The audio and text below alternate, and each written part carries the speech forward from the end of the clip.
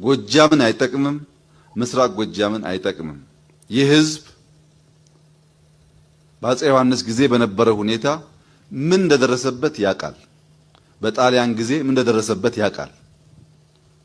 ትግል እኔ የፈለኩት እቺን ነው። ይህ ህዝብ ይላል ጎጃም ሄዶ ነው በአፄ ዮሐንስ ጊዜ የደረሰበትን ያውቃል ብሎ የጣሊያን ፋሽስት ያደረሰውንም ያውቃል ይላል። በአፄ ዮሐንስ ጊዜ ምን ደረሰበት ጎጃም? አዎ ነገስታት በዛ ዘመን በዛ አውድ ለማስገበር ይዞራሉ፣ የተቋቋማቸውን ይወጋሉ። አለቀ። የዘርና የደም ጉዳይ አይደለም። በዚህ ዘመን የተወለደ የዘር ፖለቲካን በህገ መንግስት የጻፈና ኦነግና ህዋት ናቸው። ሁለቱ ተዳቅለው የወለዱት አብይ አህመድ በዛው ከዛ ውጪ ማሰብ ስለማይችል ንጉሱ ለማስገበርም እንቢተኛ ንጉስ ለመቅጣትም በወቅቱ የወሰዳቸው ግፎች ቢኖሩ በዛ ወቅት ያ ንጉስ ነው። የህዋትና የኦነግ ደግሞ ትርክት የአንድን ንጉስ ጥፋት የሆነ ንጉሱ የተገኘበት ሰፈር ወይንም ቋንቋ ህዝብ አጠቃላይ ጥፋት አድርገው በማቅረብ ህዝብ ለህዝብ ለማጠፋፋት ይሰራል። አንዳንዱን ይቅር እንባባል። አባቶቻችን አጥፍተው አበላሽተው ስለተጣሉ እኛ በሰለጠነው ዓለም ያለን ሰዎች ተነጋግረን ፊክስ አድርገን ማለፍ ሲገባን ያንኑ ግጭት አናሸጋግረው ወደ ጄኔሬሽን። አዳመጣችሁት? እዚህ ንግግር ውስጥ ያለውን ነገር በደንብ ስሙት። አባቶቻችን አበላሽተው ምን አለ? ይቅር እንባባል የምትለዋን ቃል ሰው እሷን ነው የሚያየው። ፖዚቲቭ ትመስሏለች። ሰብሊሚናል የሆነ አሉታዊና አደገኛም መልእክት ነው እያስተላለፈ ያለው። የክፋት መልእክት የማስተላለፍ ስልጠና የወሰደ ነው የሚመስለው። አማራን አይጠቅምም፣ ጎጃምን አይጠቅምም፣ ምስራቅ አፄ ዮሐንስ አማራን አይጠቅምም፣ ጎጃምን አይጠቅምም፣ ምስራቅ ጎጃምን አይጠቅምም። ይህ ህዝብ በአፄ ዮሐንስ ጊዜ በነበረው ሁኔታ ምን እንደደረሰበት ያውቃል። ይቅር እንባባል አለ ቆይቷል ይሄን ቃል። አሁን ደግሞ ምን ይጋር ጠብ ይዘራል ማለት ነው። ሄዶስ ምናልባት እንግዲህ የአማራ ክልል ህዝብና የትግራይ እኛ አንድ ቤተሰብ ነን ብለው ሰሞኑን ሲያወሩ ጨንቆት ይሁን ለምን ይሄን የማጣላት ንግግር እንዳደረገ ማንም የሚያውቀው ራሱ ብቻ ነው። ይሄን ደግሞ እንስማ። ለምን እንጠላላለን? ለምን እንበላላለን? ለምን እንገፋፋለን? ቁጭ ብሎ ማሰብ፣ ማስተዋል፣ መጠየቅ የሚፈልግ ጉዳይ ነው። ለምን ልብ በሉ። ዛሬ ንግግሮችን ማጋለጥ ነው ስራዬ። ለምን እንጠላላለን? ለምን እንበላላለን? ለምን እንጠፋፋለን? ይሄ ቁጭ ብሎ ማሰብ የሚፈልግ ነገር ነው። አሁን እናንተ ስትሰሙ በጣም ደስ ይላል። ለምን እንጠላላለን? ለምን እንበላላለን ሲል ሰው ከቅድሙ ንግግር አንዳንዱን ይቅር እንባባል ብሎ አባቶችን ጥፋት አድርጎ አሁን እኛ የሰለጠንን እነሱ ኋላ ቀር ነው ብሎ ነው የዘጋው። ማንም ልብ ሳይል ሰብሊሚናል ስለሆነ መቃወም አይችልም። ይቀበልና መልካም የተናገረ ይመስለዋል። ግን ሰውየው መርዝ እየዘራ ነው። አሁን ምን አለ? ለምን እንጠላላለን? ለምን እንበላላለን? ለምን እንጠፋፋለን? አንዳንዱን ቁጭ ብለን መነጋገር ነው ያለው። እኛ እንጠላለን። ኦነግና ወያኔ የመጠላላት ህግ የጻፉት እነሱ ናቸው። ምን ብለው? የተዛባ ታሪካዊ ግንኙነት አሉ። አንድ ሃይማኖት፣ አንድ ቋንቋ፣ አንድ ብሔር የበላይነት ነበር አሉ። የብሔር ጭቆና አለ አሉና የሚጠላ ብሔር አስቀመጡ። የሚጠላ ሃይማኖት ለዩ፣ ኦርቶዶክስ። አሁን ጥላቻን በህግ ያመጡ 30 ዓመት ታግለው በትውልድ ውስጥ የጨመሩ ህገ መንግስት ያደረጉ ጥላቻን የከለሉ በክልል የሰሩ ለጥላቻ ልዩ ኃይል ያሰለጠኑ ለጥላቻ ሐውልት የጡት ቆረጣ እጅ ቆረጣ ብለው ያስቀመጡ መጽሐፍት የጻፉ ትርክት የፈጠሩ እነማን ናቸው? አብይን የወለዱ ህወሓትና ኦነግ ናቸው። እሱ የነሱ ድቅል ልጅ ነው። ሌላ ሐሳብ የለውም። ምናልባት ከልቡም ከሆነ አላውቅም። እኛ እንጠላለን። ማንም ማንንም አይጠላም። በዚህ ንግግሩ ውስጥ ያስተላለፈው መርዝ አንደኛ የደህየ ነው። ለምንድን ነው ብሎ ድህነትን የቀደሙት መንግስታት በዘር ያሉ መንግስታት ሀገር ውስጥ ከውጭ ጣሊያንም ሳይመጣ ሌላም ቱርክም ሳይመጣ ግብፅም ሳይመጣ ሀገር ውስጥ 50 ዓመት ሙሉ ጦርነት ፈጥረው ሀገሪቷን አደህዩ። ኢንፍራስትራክቸር ሲያፈርሱ የኤርትራ ነፃ አውጪ፣ የትግሬ ነፃ አውጪ፣ የኦሮሞ ነፃ አውጪ፣ የኦጋዴን ነፃ አውጪ፣ የሲዳማ ነፃ አውጪ ብለው ፈልፍለው ግድያ፣ ሞት፣ ስደት፣ ማፈናቀል፣ ኢንፍራስትራክቸር እንዳይስፋፋ ማድረግ፣ ትምህርት ቤቶች አሁን የአማራ ክልል 4 ሚሊዮን ወጣት ከህፃን እንዳይማር መደረጉ፣ ኢንፍራስትራክቸሩ መፍረሱ ሀገር መፍረስ አይደለም? ለምን ደህየን? አብይ አህመድ ጦርነት ስለሚወድና ስለሚያካሄድ ለምን ደህየን? ወያኔ ትልቋን ሀገር ኢትዮጵያን ትቶ ሌላ ትንሽ ሀገር ለመስራት ርስት ፍለጋ ጎረቤቶቹን ስለሚወጋ ለምን ደህየን? የሚወጉ ሰዎች ራሳቸውን ለማዳን ስለሚታገሉ ለምን ደህየን? ኦነግ 50 ዓመት ሙሉ የዘር ፖለቲካ ተሰበከና ሰው በአንድነት መስራት ስላልቻለ። ከንግግሮቹ አንዳንዶቹን እያሰማሁ እንድትከታተሉት አደርጋለሁ። በደንብ እንድትከታተሉኝ በትህትና ጠይቃለሁ። ቀላል ነገር አይደለም።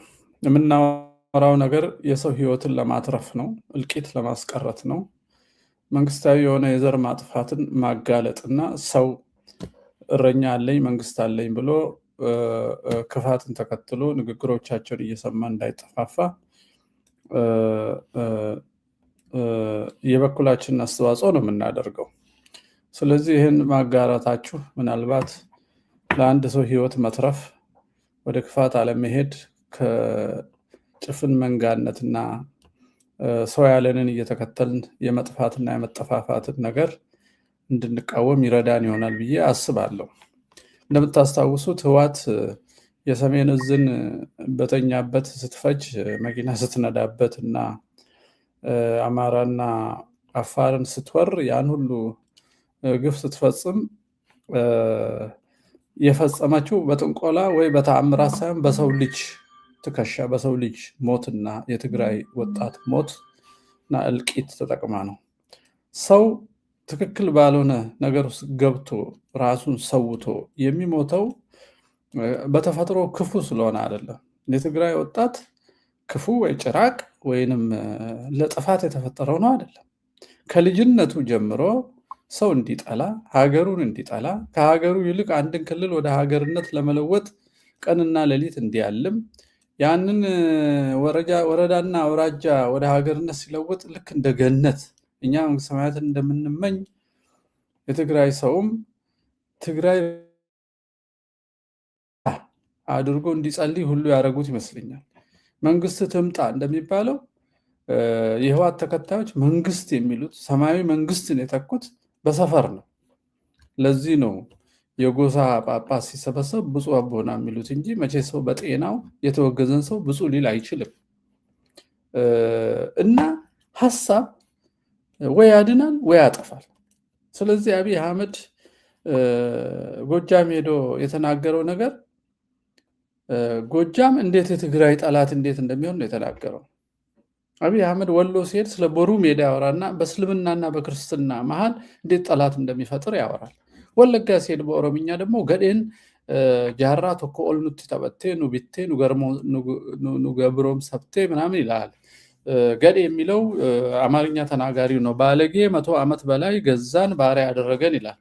ይሄድና ደግሞ ማርቆስ እንዲህ ነው ብሎ ደግሞ እዛው ይገለበጣል። እና ይሄንን የጥፋት ልጅ ሰው አውቆ በዚህ እንዳይታለል፣ ወንድሙን እንዳይጠላ፣ እርስ በርስ እንዳይጠላላ፣ ወደ ጦር ሜዳ ሄዶ እንዳይጠፋፋ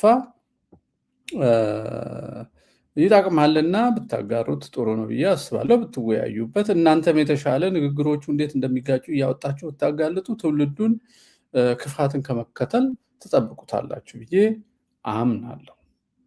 እስቲ ማርቆስ ሄዶ የተናገረውንና ከዛ በፊት የተናገረውን 2 ንግግሮች ላሰማችሁ፣ አድምጡት።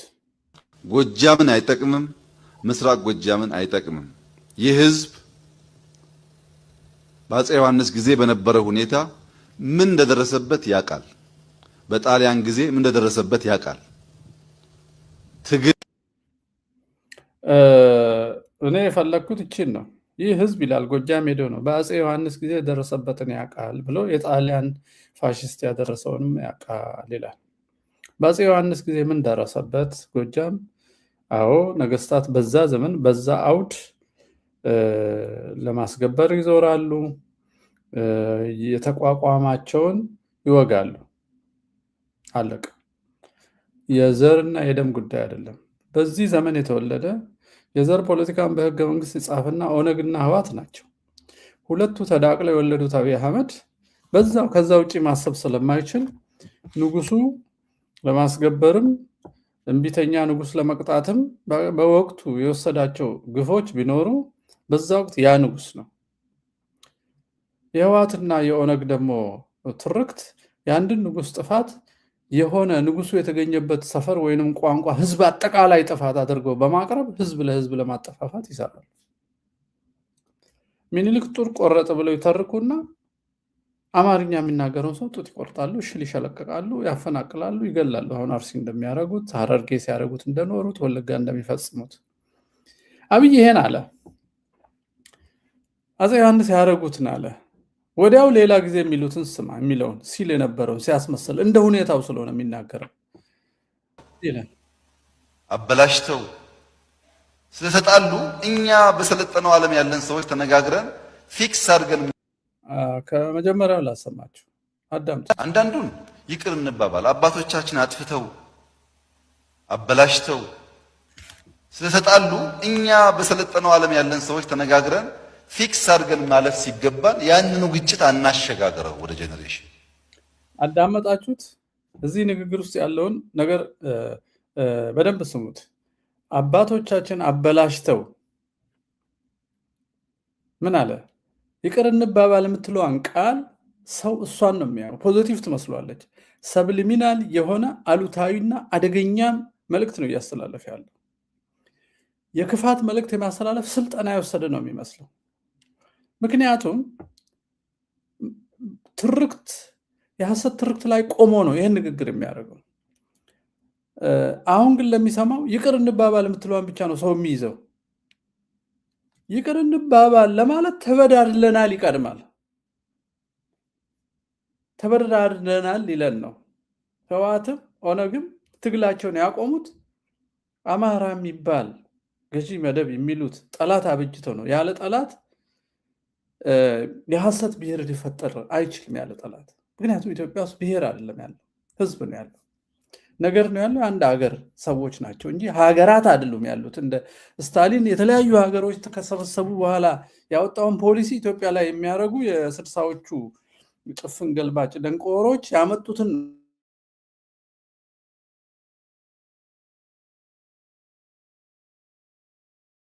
አንዳንዱን ይቅር እንባባል። አባቶቻችን አጥፍተው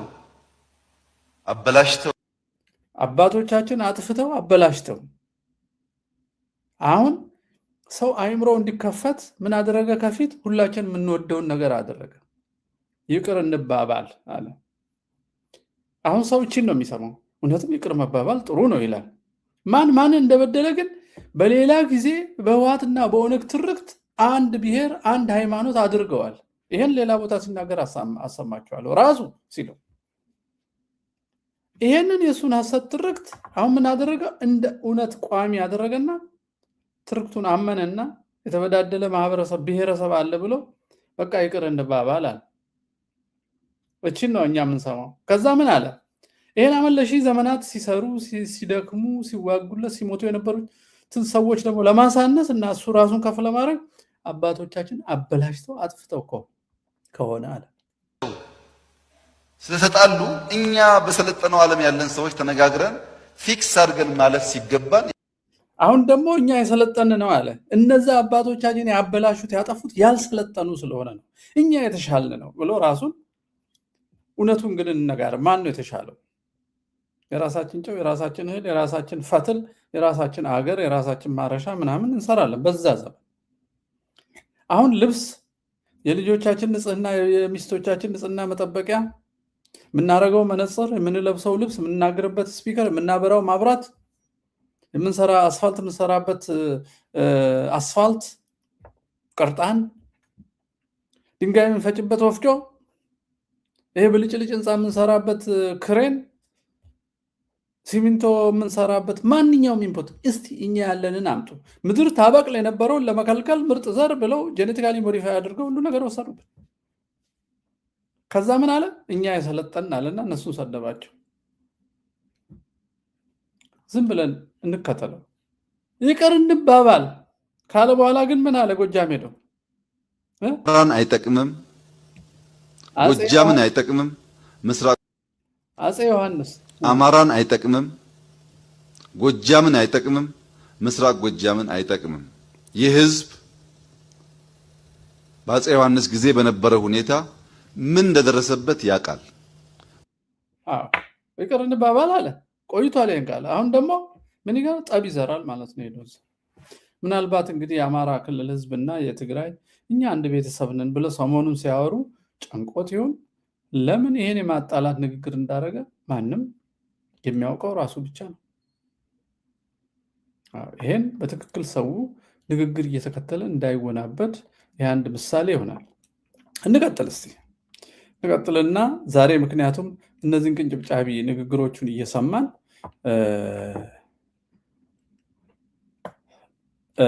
እንዴት ተንኮል እንደሚጨምርበት ለማሳየት ነው። ይሄን ደግሞ እንስማ። ለምን እንጠላላለን? ለምን እንበላላለን?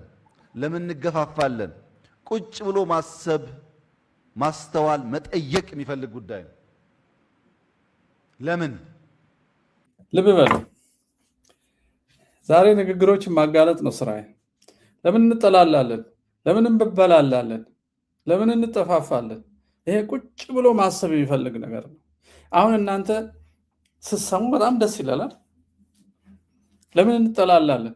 ለምን እንበላላለን ሲል ሰው ከቀድሙ ንግግር አንዳንዱን ይቅር እንባባል ብሎ አባቶችን ጥፋት አድርጎ አሁን እኛ የሰለጠንን እነሱ ኋላ ቀር ነው ብሎ ነው የዘጋው። ማንም ልብ ሳይል ሰብሊሚናል ስለሆነ መቃወም አይችልም። ይቀበልና መልካም የተናገረ ይመስለዋል። ግን ሰውየው መርዝ እየዘራ ነው። አሁን ምን አለ?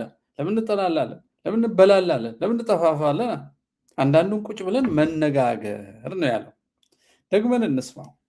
ንግግሮችን በቀላሉ መውሰድ የለብን። ከመሪ አንደበት ሲነገር ደግሞ ከፍተኛ ሴራና ቁማር አለ።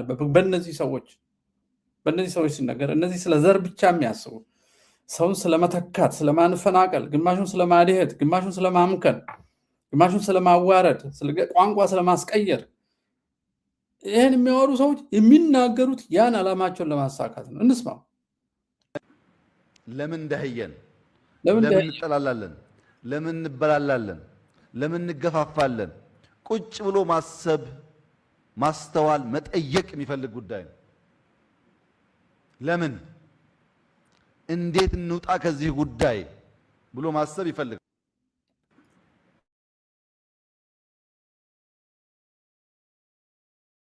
ለምን እንገፋፋለን? ለምን እንደህየን? ለምን እንገፋፋለን? ለምን እንጠላላለን? ከዚህ ጉዳይ እንዴት እንውጣ? ማስተዋል ይፈልጋል። ማስተዋል ይፈልጋል። አሁን ይሄ ለኛ ቀላል ነው። እኛ እንጠላለን። ኦነግና ወያኔ የመጠላላት ህግ የጻፉት እነሱ ናቸው። ምን ብለው? የተዛባ ታሪካዊ ግንኙነት አሉ። አንድ ሃይማኖት፣ አንድ ቋንቋ፣ አንድ ብሔር የበላይነት ነበር አሉ። የብሔር ጭቆና አለ አሉና የሚጠላ ብሔር አስቀመጡ። የሚጠላ ሃይማኖት ለዩ፣ ኦርቶዶክስ። አሁን ጥላቻን በህግ ያመጡ 30 ዓመት ታግለው በትውልድ ውስጥ የጨመሩ ህገ መንግስት ያደረጉ ጥላቻን የከለሉ በክልል የሰሩ ለጥላቻ ልዩ ኃይል ያሰለጠኑ ለጥላቻ ሐውልት የጡት ቆረጣ እጅ ቆረጣ ብለው ያስቀመጡ መጽሐፍት የጻፉ ትርክት የፈጠሩ እነማን ናቸው? አብይን የወለዱ ህወሓትና ኦነግ ናቸው። እሱ የነሱ ድቅል ልጅ ነው። ሌላ ሐሳብ የለውም። ምናልባት ከልቡም ከሆነ አላውቅም። እኛ እንጠላለን። ማንንም አይጠላም። በዚህ ንግግሩ ውስጥ ያስተላለፈው መርዝ አንደኛ የደህየነው ለምንድን ነው ብሎ ድህነትን የቀደሙት መንግስታት በዘር ያሉ መንግስታት ሀገር ውስጥ ከውጭ ጣሊያንም ሳይመጣ ሌላም ቱርክም ሳይመጣ ግብፅም ሳይመጣ ሀገር ውስጥ 50 ዓመት ሙሉ ጦርነት ፈጥረው ሀገሪቷን አደህዩ። ኢንፍራስትራክቸር ሲያፈርሱ የኤርትራ ነፃ አውጪ፣ የትግሬ ነፃ አውጪ፣ የኦሮሞ ነፃ አውጪ፣ የኦጋዴን ነፃ አውጪ፣ የሲዳማ ነፃ አውጪ ብለው ፈልፍለው ግድያ፣ ሞት፣ ስደት፣ ማፈናቀል፣ ኢንፍራስትራክቸር እንዳይስፋፋ ማድረግ፣ ትምህርት ቤቶች አሁን የአማራ ክልል 4 ሚሊዮን ወጣት ከህፃን እንዳይማር መደረጉ፣ ኢንፍራስትራክቸሩ መፍረሱ ሀገር መፍረስ አይደለም። ለምን ደህየን? አብይ አህመድ ጦርነት ስለሚወድና ስለሚያካሄድ። ለምን ደህየን? ወያኔ ትልቋን ሀገር ኢትዮጵያን ትቶ ሌላ ትንሽ ሀገር ለመስራት ርስት ፍለጋ ጎረቤቶቹ ስለሚወጋ። ለምን ደህየን? የሚወጉ ሰዎች ራሳቸውን ለማዳን ስለሚታገሉ። ለምን ደህየን? ኦነግ 50 ዓመት ሙሉ የዘር ፖለቲካ ተሰበከና ሰው በአንድነት መስራት ስላልቻለ። ለምን ደህየን? ጽንፈኞች ንግዱን ለብቻ ይዘው ከሌላ ሰው ጋር ላለመነገድ ሴራ ስለሚሰሩ። ይህን ሁሉ ሚሊዮን ህዝብ በአንድነት እንዳያስብ ስላደረጉ። ከወገን ግዛ ለሁሉ ሽጥ የሚል የአፓርታይድ ፖሊሲ ሐላል ሐራም ጅትኒ ብለው ገበያ የመከፈል የመለየት ገበያ ፈጥረው የሰፈር ስምና የዕለታት ስም ሁሉ ይቀየርልን ብለው ከስራና ከፈጠራ ይልቅ እንዴት ሌላውን እንደሚያጠፉ ትውልዱን አይምሮ አጥበው የሃይማኖት ቦታ ነው ብለው ጽንፈኛ ሲፈለፍሉ ስለሚኖሩ። ለምን ደህየን? የውጪ የነ ወርልድ ባንክ የአይኤምኤፍ እና የውጪ ትእዛዝ ተቀብለን ሀገሪቷ ወደፊት መውሰድ ስላቃተን። ለምን ደህየን? የዩኔስኮን ትእዛዝ ተቀብለን የትምህርት ስርዓትና ይዘቱ በራሳችን አገር ፈለቅ እውቀት ላይ ቆሞ ዘመናዊን ጨምሮበት ራሱን እንዳይችል ሀገር ነቀል ውጪ ተከል ሁሌ ጥገኛ ትምህርት ስላመጣን። ስለዚህ ይሄ አስተዳደር ውድቀት ነው፣ ሊደርሺፕ ፌይለር ነው። እሱ ግን ማላይ ሊያሳላክክ ነው ሌሎች ሰዎች። ከዛ ለምን ማስተዋል ይፈልጋል አለ። ምንም ማስተዋል አይፈልግም። ምንም ራሳቸው እነዚህ ዘረኞች ያመጡትን ችግር ህገ መንግስቱን መቅደድ፣ ከዛ በኋላ ማህበረሰቡ ከሰሜን እስከ ደቡብ ከምዕራብ እስከ ምስራቅ ማህበረሰቡ የአስተዳደርና የፍትህ ስርዓት በባህልም አለው። ዘመናዊውንም እዛ ላይ መጨመር ይችላል። በነባር ነገር ላይ እንዲገነቡ ህዝቡን ነፃ ማድረግ ነው። ውጥንቅጥና ጦርነት እንዳይኖር ሀገር ዳርና ድንበሩን መጠበቅ፣ ሀገር ውስጥ በፖሊስ መጠበቅ፣ ዘረኝነትን ህገወጥ ማድረግና ህዝቡ የራሱን ህግ እንዲሰራ መፍቀድ ነው። የፈረንጅ ክራባት አስሮ የፈረንጅ ኮት ለብሶ የፈረንጅ ቋንቋ ተናግሮ የፈረንጅ መጽሐፍ ገልብጦ የፈረንጅ የሰብል ዘር አምጥቶ የሀገሩን የራሱን አጥፍቶ የማያውቀውን ክኒን እየዋጠ ነባሩን መድኃኒት እያጠፋ ለምን ደህየን? ለምን ተጠላለን? እኛ አልተጠላለን። መጠላላትን ያመጣችሁት የዘር ነፃ አውጪዎችና ዘረኞች ናቸው። እናንተ ናቸው፣ ነብይ ናቸው። ከሱ በፊት ነዋት ናቸው። በጣም የሚገርም ነው። ከዛ ምን ይላል መሰላችሁ? በጣም የሚገርም ነገር ነው። ዝም ብላችሁ ስሙት።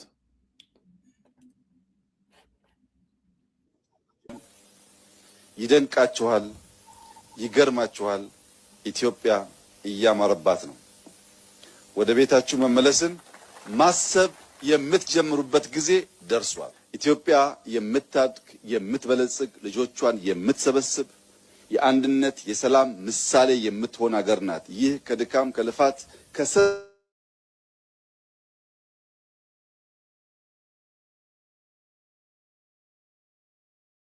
ልማት፣ ሰላም፣ ብልጽግና የምናስብ ሰዎች እያሸነፍን ጉዟችን ወደፊት ይሆናል።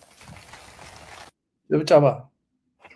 ቃላት ስራቸው የደበቁትን ነገር እንዳይተረጎም አድርገው ለማጨብጨብ በመሆኔ እጅግ ይደንቃችኋል፣ ኩራት ይሰማኛል። ይገርማችኋል።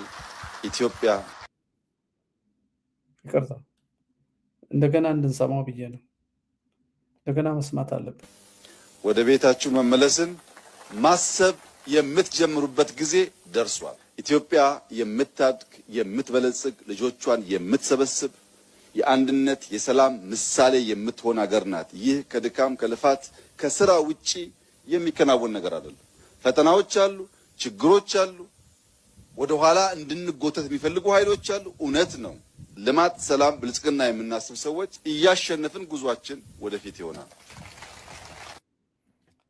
ይህን ንግግር የሚናገረው ሰውዬ ስንት ጦርነቶች ነው እያካሄደ ያለው? ወለጋ ጦርነት አለ። አርሲ የሰው ልጅ እየታረደ ነው። በሶማሌ በኩል ምን እየሆነ ምንም ሰራዊቱ መሀል ላይ ሰው እያረደ ስለሆነ ድንበር አይጠብቅም። ሱዳን ስንት ሺህ ኪሎ ሜትር መሬት ወስዷል። አማራ ክልል ከፍተኛ እልቂትና ጦርነት አለ። አዲስ አበባ የወገኖቻችን ቤት እየፈረሰና እየተሳደዱ ማከራየት የሚያስቀጣ ሆነዋል። ዘር ማጽዳት ስለሆነ ከዛ አንድም ቤት ፈርሶ አያውቅም የሚል እንደ ግርማ ሰይፎ አይነት ሰው አለ። እሱ ስር እንደ ዳንኤል ክብረት አይነት እኛ የአሁኑ ሽታ ሳይሆን የሚመጣው መዓዛ ነው የሚታየን እያለ የአሁኑን የህዝብ ለቅሶ፣ የህዝብ ፍልሰት፣ የህዝብ ጎዳና ተዳዳሪነት ወደፊት ለሚመጣው አሁን መከራ መቀበል አለባችሁ ላይ እኔ መከራ እቀበላለሁ። እኔ ኖሬ ነው እኮ ለልጆቼ እንዲኖሩ ማድረጋቸው እና የሰላም ተምሳሌት ናት አለ ኢትዮጵያ። አዋሽ በረሃ ስንት ሰው ነው የሚያስሩት? በመላው ኦሮሚያ በድብቅ እስር ቤትና በአዲስ አበባ ዙሪያ በሸገር ማን ስንት ቤት ውስጥ ነው ሰው የሚገረፈው? ስንት ሰው ነው ታፍኖ የጠፋና የት እንደ ደንበላሽ ገብረ ሚካኤል የሚያጠፉት? ስንት ሰው ነው አሁን አርሲ እየታረደ ያለው? ከትላንት ወዲያ ሌሊት ንግግሮቹ ባዶና የሐሰት ከተግባር የሚቃረኑ ናቸው። ቀጥሎ ያለውን እንስማ።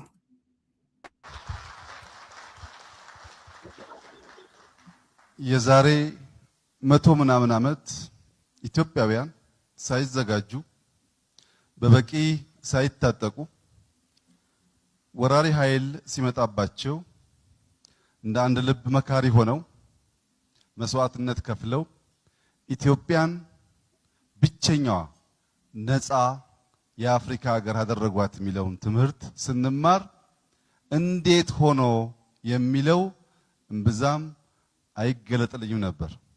አሁን ግን ከቅርብና ከሩቅ ከአንድ ጣሊያን ሳይሆን በጣም ብዙ ጣሊያኖች ተሰባስበው ኢትዮጵያን ሲያጠቋት እና ኢትዮጵያውያን አንገዛም፣ ዳግም ነፃነታችንን እናስከብራለን ብለው ሲያዩ እኔ ደግሞ የነገውን ድል አሻግሬ ስለምመለከት ኢትዮጵያውያን በመሆናችሁ እንኳን ደስ አላችሁ።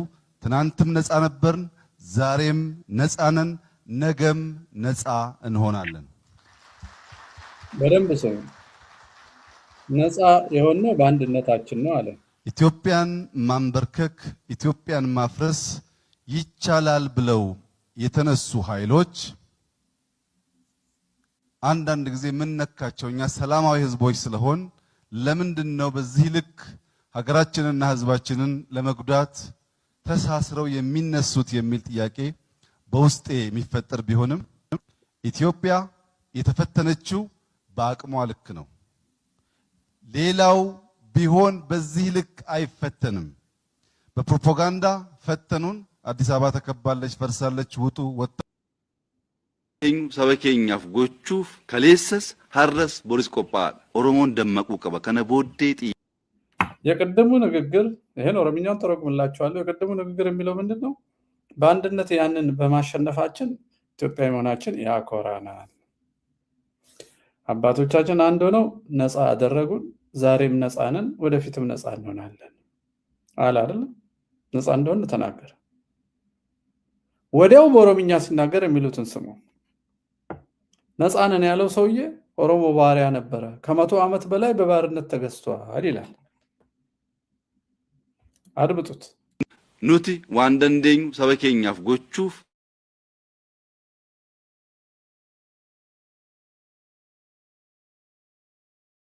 ጉርማኤ ቶኩማራን ዳበቹ ሂንደንዴኝ ኢንተርኔቱ ኑቲ ዋንደንዴኙ ሰበኬኛፍ ጎቹፍ ከሌሰስ ሀረስ ቦሪስ ቆጳል ኦሮሞን ደመቁ ቀበ ከነ ቦዴ ጥየፈናን ኬኝ ሚሶመ ተው ቀበ ሰብኒ ጉርማኤ ቶኩማራን ዳበቹ ሂንደንዴኝ ሂምሶሙስ ገርቡማ ኬሳ ሲምበው ገርቡማ ኬሳ ባኔ ሰሙ ብልሱማ ቀባኔ ጅጅረሙ በርባን ዋሁንደ ጫላ ቶኩማን በርባኪሳል ነግ አንድ ሆነን በአማርኛ የተናገረው በአንድነታችን ነፃ አደረግናት ኢትዮጵያ። ለዓለማት ሁሉ ሲገዙ ትላንትም ነፃ ነበርን፣ ዛሬም ነፃ ነን፣ ወደፊትም በነፃነት እንቀጥላለን ነው ያለው በአማርኛ።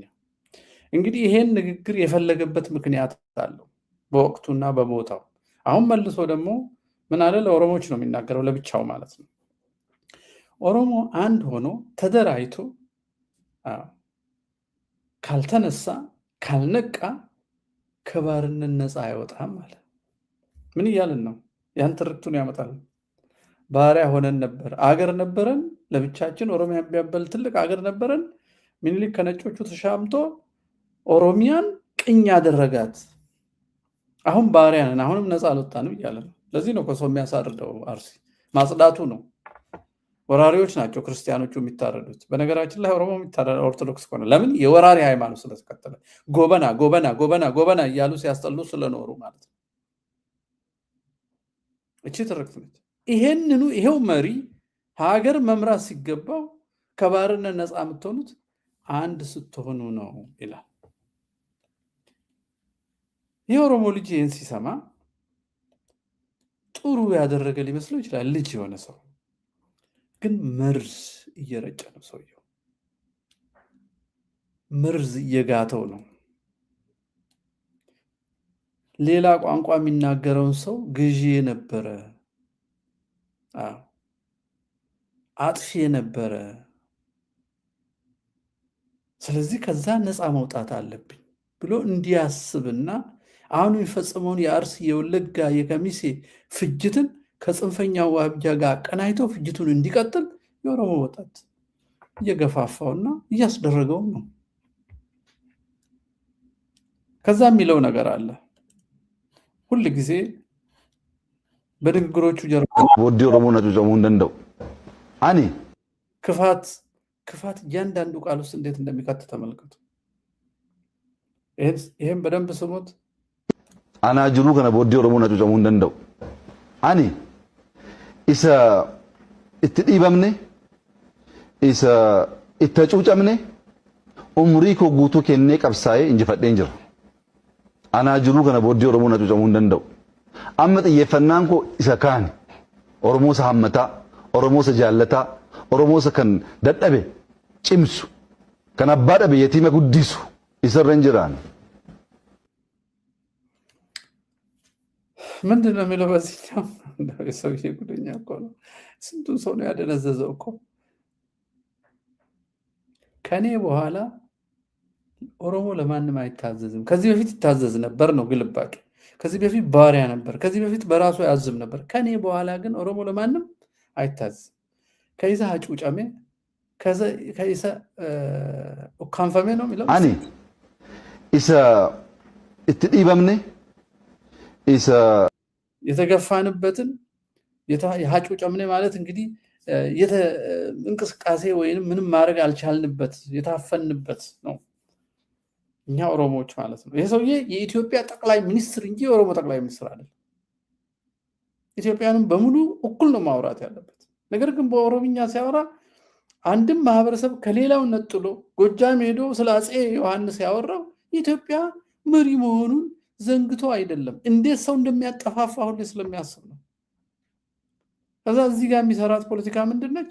የተገፋንበት፣ የታሰርንበት፣ የታፈንበትን ሁሉ እድሜ ሙሉ ታግዬ እኔ አሸንፌዋለሁ። ከኔ በኋላ ኦሮሞ ሊገዛ አይችልም።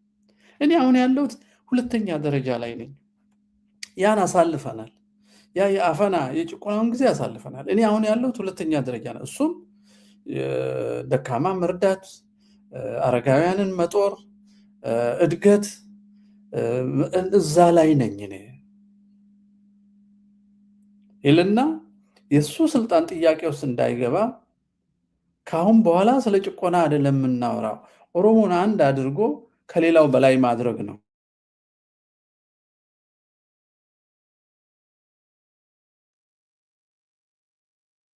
ፖለቲካ እንዳታስቡ እያለ ነው በአንድ በኩል። በሌላ በኩል ደግሞ ታፍነን ነበረ ይልና ጠቅላይ ሚኒስትርነቱን ለኢትዮጵያ ሳይሆን ለኦሮሞ ያደርገዋል ማለት ነው። እያንዳንዱ ንግግር ውስጥ ያለው መርዝ በጣም አስጨናቂ ነው።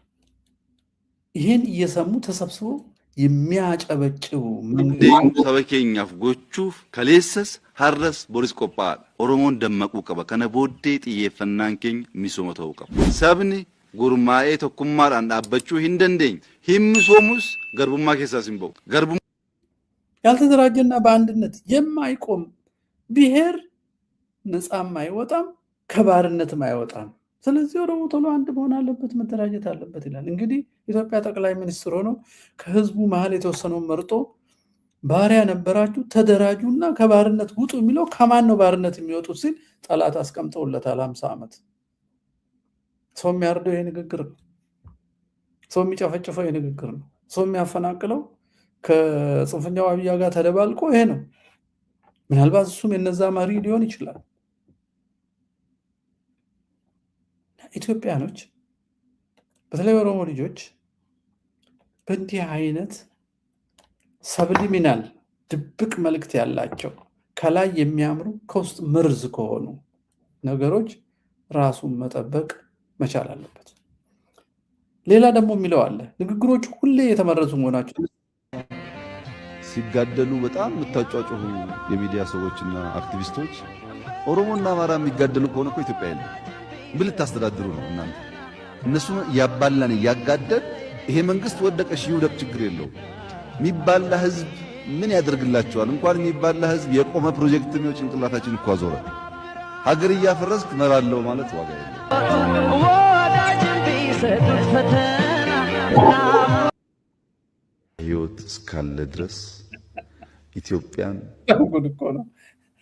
ኦሮሞ እኔ ግራ ነው የሚገባኝ። እናንተ እንዴት ነው የምታዩት አላውቅም። በጣም ግራ ነው የሚገባኝ።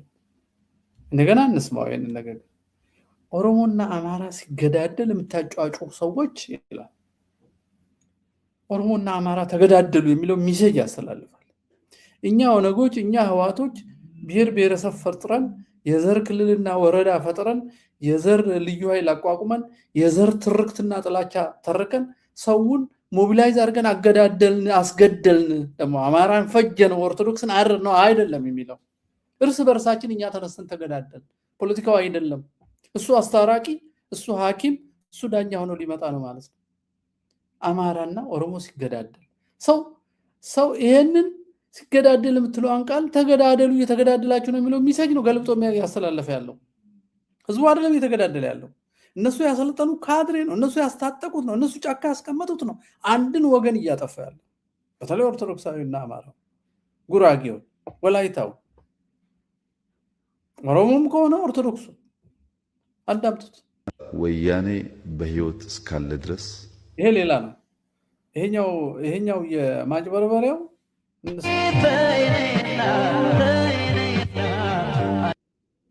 ለምሳሌ ኦሮሞና አማራ ሲጋደሉ በጣም የምታጫጩሁ የሚዲያ ሰዎችና አሁን ምን እያለ ነው? እንደ መንግስት የሚካሄዱትን ግድያዎች ላለማስቆም ነው ኦሮሞና አማራ ሲገዳደሉ የምታስጮሁ ሚዲያዎች። ስለ ሰው ሞት ሳይሆን እሱ ያስቸገረው የሚዲያዎቹ መናገር ነው። ሁለት ነገር ነው የሰራው እዚህ ጋር። ሲገዳደሉ ብሎ ህዝብ እርስ በርሱ ነው የሚገዳደለው እያለን ነው። እኔ ፖለቲካው አይደለም ሊለን ነው። ህዝቡ እርስ በርሱ ጥላቻ አለው እያልን እየነገረን ነው። ይሄ ትርክቱን እያጠናከረ ነው። የክፋትና የጄኖሳይድ ትርክት ነው። ህዝብ ተገዳደለ ብሎ መሪ ካወራ ይሄ ጄኖሳይድ መልእክት ነው። ቀጥሎ ምን እያለ ነው? ሰው ሲገደል ግን እንዳዘግቡ ሚዲያ ታጫጩኋለ። ለምንድን ነው? እሱ እያስገደለ መሆኑን ስለሚያውቅ ማንን ይከሳል? ሚዲያን ይከሳል።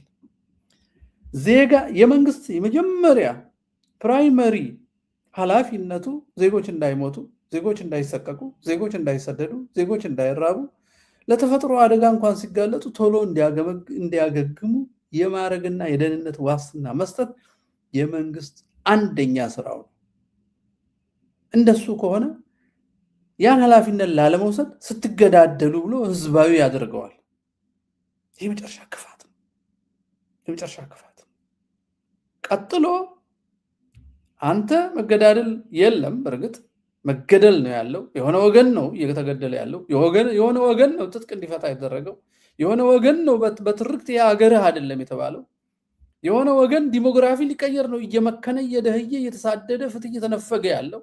የሆነ ወገን ነው ከሱ የመንግስት ስትራክቸር ውስጥ ተለቅሞ የወጣው ከደህንነቱ ከጀነራልነቱ ከምኑ ከሃዲዎችን ሰብስቦ ሊሆን ይችላል።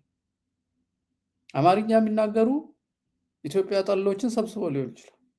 ህዋት የተከላቸው ነው።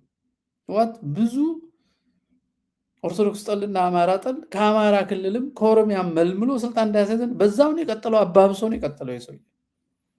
በዚህ ምክንያት ሰው እንደሚያልቅ እያወቀ እርስ በርስ ተገዳደሉ አማራና ኦሮሞ ይላል። ይሄ እኮ የሚያስከስስ ነው። ህግ ቢኖር ኖሮ መከሰስ አለበት የሰው። የጄኖሳይድ ስብከት እየሰበከ ነው። ቀጥሎ ሚዲያዎች ታጫጩኋላችኋል።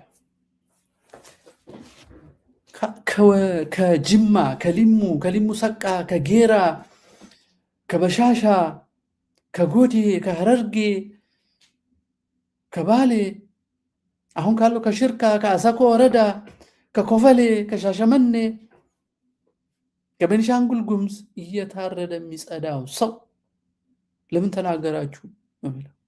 ሚዲያን ዝም ነው ማለት ያለበት። 8 ዓመት ሙሉ ባሳረደም ዜና አታርጉት ነው የሚለው። አክቲቪስቶች ኦሮሞና አማራ የሚጋደሉ ከሆነ እኮ ኢትዮጵያ የለም። ኦሮሞና አማራ የሚጋደል ከሆነ ማነው አሰልጥኖ እንዲገደል የሚያደርገው? ሌላው ወይዚ ንግግሮቹ በሙሉ የተመረዙ ናቸው። ቀጥሎ ስለ ህወሓት ያወራል። እሱን ላሳደጉ ሰዎች ማቆርቆዝ፣ ማዳከም፣ መከፋፈል አዳምጡት። ወያኔ በህይወት እስካለ ድረስ ኢትዮጵያን ማቆርቆዝ፣ ማዳከም፣ መከፋፈል፣ መግዛት የሚባሉ አደገኛ ፍላጎቶች ጠፍቶበት አያውቅም።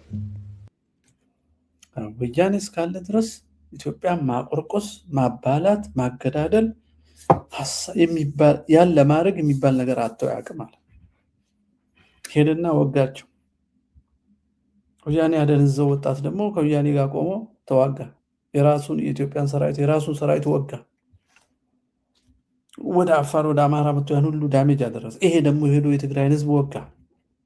ከዛ በኋላ አሜሪካ ሲያዛቸው ፕሪቶሪያ ሄዶ ከራሱ አንድ ክፍለ ሀገር ጋር እንደ መንግስት ሀገርነታቸውን ተቀብለው ይመስላል የወደፊቷን ኦሮሚያ ለመመስረት ትግራይ ቀድማ እንድትገነጠል ስለሆነ የሚፈልገው ይህን የሚፈልጉት ምዕራባውያኑ ፕሪቶሪያ ጠርተው ሁለቱን እንደ ሀገር እኩል አድርገው ሲያደራድሩት አዎ ብሎ ተደራድሮ ሀገር ውስጥ ይሄ የከሌ ነው ይሄ የከሌ አይደለም የሚል ወረዳ ምዕራብ ትግራይ ደቡብ ትግራይ የሚባል ነገር አካፍሎ ይመለሳል። በመጀመሪያ ደረጃ ምዕራብ ትግራይ፣ ደቡብ ትግራይ፣ ሰሜን አማራ የሚባል ነገር አለ መፍጠር ያለበት አንድ ኢትዮጵያ። ቀጥሎ ኢትዮጵያውያን የትም መኖር ይችላሉ። የትግራይ ሰው ወልቃይት ብቻ አይደለም የሚኖረው፣ ጎጃም መኖር ይችላል፣ ሸዋ መኖር ይችላል፣ ኦጋዴን መኖር ይችላል፣ ሻሸመኔ መኖር ይችላል፣ ይኖር ነበረ። ነገር ግን መንግስት አንዱን አፈናቅሎ ሌላውን እየተከለ አይደለም። ህዝብ በራሱ መንገድ አንዱ አንዱን እያገባ አንዱ አንዱ ጋር እየሰፈረ አንዱ ወደ አንዱ እየሰደደ ተቀላቅሎ ይኖራል። መንግስት ምናልባት በከፍተኛ ቁጥር የሚጓዙ ከሆነ ሊያመቻች ይችል ይሆናል በህዝቡ ፈቃድ። ህዝብ ደግሞ ሁሌ ይፈቅዳል። የማይኖርበትን ቦታ ካልሎ የኛ ነው አይልም ብሎ ማያቅም። ጋምቤላ ሰፍረዋል፣ ሚዛን ተፈሪ ሰፍረዋል፣ ወላይታ ድሮ ጃኖ ያሰፍሩ ነበረ። ያው መፈንቅለ መንግስት እስኪደረግባቸው ድረስ ማለት ነው ጀምረው በዛ ምክንያቱ ነው መሬት ላራሹ ብለው። ግን አሁን የተማሪ ተደርጎ የሚወራው ማለት ነው እውነት የሚናገር ሰው ጠፍቶ ነው እንጂ። እና ይሄ ሰውዬ ከባዕዳን ጋራ በገዛ ሀገራችን ወረዳ ሊያካፍለን እየዞረ አሁን ምን እያለን ነው? ወያኔ እስካልጠፋ ኢትዮጵያ ሰላም አታገኝም። ለምን ሰው ይከፋፍላል አለ። እሱ ግን ቅድም የሰማናቸው ንግግሮች ምንድን ነው? ኦሮሞ ተደራጅቶ አንድ ካልሆነ ከባርነት አይወጣም ብሎ ጠቅላይ ሚኒስትርነቱ ረስቶ ስለ አንድ ሰፈር አንድነትና ስለ ሌላው ማነስ ያወራል። ወያኔ ከዚህ የተለየ ምን አደረገ? ሌሎቹን አሳንሶ እየዘረፈ ሌላው ትምህርት ቤት የለው በኮንክሪት አስፋልት እየሰራ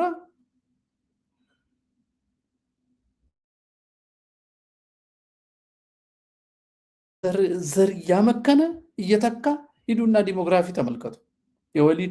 የወሊድ ቁጥጥር በ1998 አካባቢ የሆነ ብሔረሰብ የወሊድ ቁጥጥር 84% ደርሶ ነበር። የከተማው ትልቁ በዛ ጊዜ አዲስ አበባ 11% ነበር። የተመረጡ ቦታዎች እንዳይወልዱ እንዴት እንደሚደረጉ እኔ በአካል የማውቃቸው ቦታዎች አሉ። ጎይተር እንዲያዙ ልጅ እንዳይወልዱ የሚደረጉ ቦታዎች፣ ለፖሊዮ ክትባት ከ5 ዓመት በታች ህፃን ሲጠና ህፃናት የጠፉበትን ሰፈሮች አውቃለሁ። አንዱ በእናት አካባቢ ከአዲስ ዘመን ወደ ውስጥ ሄዱ በጎይተር እንዲያልቁ የተደረጉ ሰዎችን እናዋብል። ይሄንን ሜዳውን ይዛችሁ የጤፉን ሀገር ሰው ለማጽዳት ምን ሲሰራ እንደነበረ ይታወቃል። ይሄ ህወሓት ያደረገው ነው። ይሄ ክፋት የወሊድ ፍጥነት ሶማሌ 7.ምናምን% ነው። ኦሮሚያ 5.5 አካባቢ ነው። አዲስ አበባ 1.8 ነው። ራሱን አይተካም። ኦርቶዶክስ ነው የሚበዛው። አማራ 3 ምናምን ነው። ክርስቲያን ነው። ትግራይም ክርስቲያን ነው። ግን ትግራይ 4.7 ነው እንደዚህ። ይሄ ፕላንድ የሆኑ ነገሮች ናቸው እነዚህ። ወያኔን ከሶ ራሱን ነፃ ሊያወጣ ይፈልጋል። ከነሱ የባሰ እየሰራ ያለው እሱ ነው። እሱ ሰርተዋል፣ እሱን ወልደዋል፣ ይወዱታል፣ ስራውን ይወዱለታል። መጣባቸው እንጂ አንድ አይነት ስራ ነው የሚሰሩት። እነሱን ከሶ ራሱን ንጹህ ሊያደርግ